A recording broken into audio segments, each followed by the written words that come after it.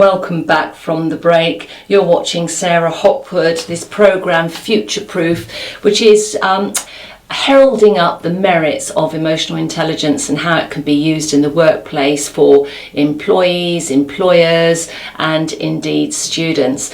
In previous programmes, we've looked at the impact of artificial intelligence and machine learning, and I want to embrace that new technology. I want to try and dismiss or dispel senses of fear that some people might have, and the way that I'm hoping to be able to do that is to talk more about the merits of emotional intelligence, what it means of course, and indeed the different tools that we can use associated with making us more emotionally intelligent, so that we can be highly effective as human beings, that we can work alongside robots as and when it's appropriate, but also we can hold our own in the workplace and be better human beings, which is all important, because you can have a whole room full of robots and working on their own, maybe with one or two humans in there if you like,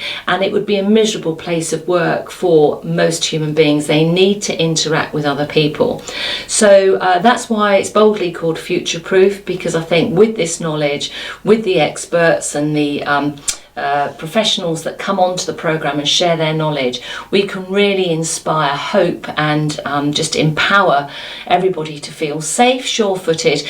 There's no guarantee of what the future looks like. That's not what the Future Proof is about. It's more about the confidence to say, do you know what? Whatever comes my way, I believe that I can manage it. I will be able to navigate. I will be able to think and behave smartly. So therefore, I will win in my marketplace purely because of how I think and the confidence that I have in knowing what's going on around me and just managing what you can manage. Don't worry about things that you can't manage or influence. It's a waste of energy.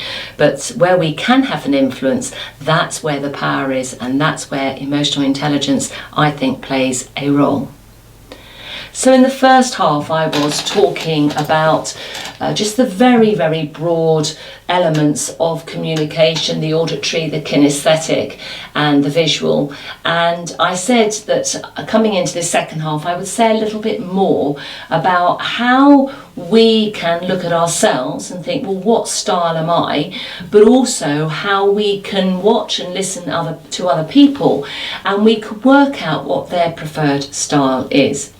The reason why the communication, why the information is so helpful is that when we have this understanding, we can build a bridge of rapport. And once the bridge of rapport has been built, then information can go backwards and forwards.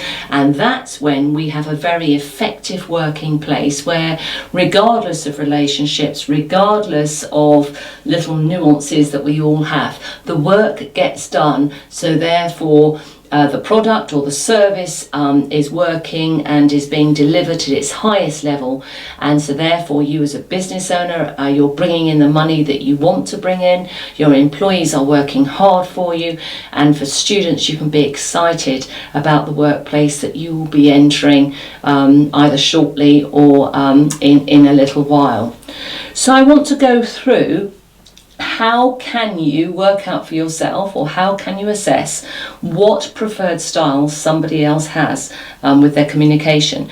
So visual phrases that you will hear. So people who have a visual preference will use these sort of phrases, and I'm actually just going to read them out, and you will recognise some of them if you are a visual learner, but also if you live with somebody who's visual, you'll go, oh my gosh, that's what they do, that's what they do. So it's I see what you mean, I'm looking closely at the idea. So it's the visual words, looking, see. I see eye to eye, I have a hazy notion, he has a blind spot, show me what you mean, you'll look back at the end and laugh, this will shed some light on the matter, it colours his own life, it appears to me, beyond a shadow of a doubt, taking a dim view, the future looks bright, the solution flashed before my eyes, it's in my mind's eye, a sight for sore eyes. So you can see all those visual words there, and that's the clue. That's what you will hear either in your own language or in someone else. So what about auditory? So on the same wavelength. So suddenly this is now wavelength. So we're referring obviously to sound. Living in harmony. We know certainly if you're musical, harmony is a very relevant word to sound. That's all Greek to me. A lot of mumbo jumbo. Turn a deaf one. That rings a bell. Call the tune. Music to my ears. Word for word. Unheard of. Clearly expressive. Give an audience. Hold your tongue. In a manner of speaking. I'm hearing you loud and clear. So now you're hearing them, you can go, yes, it's obvious, and it is obvious. So let's just do the last one. Kinesthetic. I will get in touch with you. So kinesthetic are people who communicate through feeling and it's emotion, and it's through their senses. And so this is where you'll hear the senses here. I can grasp the idea. Hold on for a second. I feel it in my bones. A warm-hearted man, a cool customer, thick-skinned. Scratch the surface. I can't put my finger on it. Going to pieces. Control yourself. Firm foundation. Heated argument, not following the discussion, smooth operator. And when I've talked, there are others, by the way, for those of you who are more in the know, but there are others. What about the smell and what have you? I do know, but I just want to stick to these three.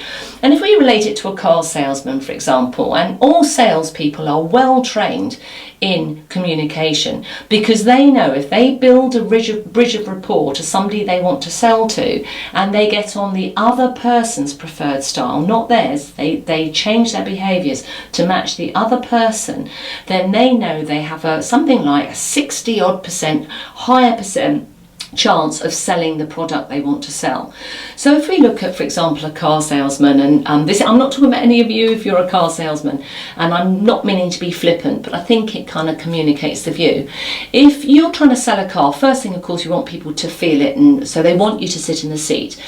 And so if the car salesman has heard from the words that you are using, that you are auditory, visual or kinesthetic, then they will then use their selling language in your terms. So for example, if they have picked up that you are a kinesthetic communicator, that you do it through your senses, then they will say to you, why don't you touch the wheel? How does that feel? Can you imagine the wind in your hair? And what they're trying to do is trigger your preferred style. So if you're visual, then they'll say something like, can you see yourself on the road? Or if you're auditory, can you hear the engines roaring under your feet? It's that kind of thing. So all learning and emotional intelligence has to be used ethically, and the way that we know that is linking it the whole time to our core values. And some people aren't sure what their core values are. It's quite a good idea to maybe just think for a moment and think, well, what would my 5 be? Trustworthy, integrity. I don't know what they would be, but it's quite handy to do that and then benchmark all your behaviour against your core values. And if that's even a little bit challenging to begin with, then the other thing you might do is think of somebody who's not treated you so well, and think of the values that they didn't display that actually hurt you in some way, and then counter them. So let's say somebody lied to you, then what you could say is, well, one of my core values is I'm not going to be a liar. So therefore you could use another word around that, possibly integrity or something like that. But if you start off with your core values, you can then use this information to build bridges of rapport so that you communicate effectively in the workplace, with your friends, at home, and actually on a one-to-one with yourself. So use it and contact me if I can help you in any way.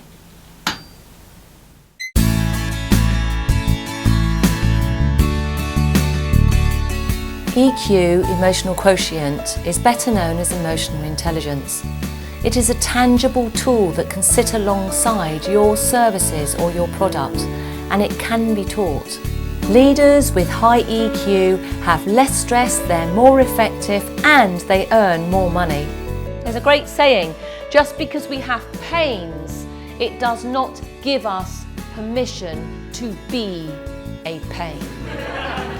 I believe that teaching emotional intelligence has a direct impact on your sense of success and your net profits. EQ will empower you and your workforce to drive the change that you want. Change brings transition.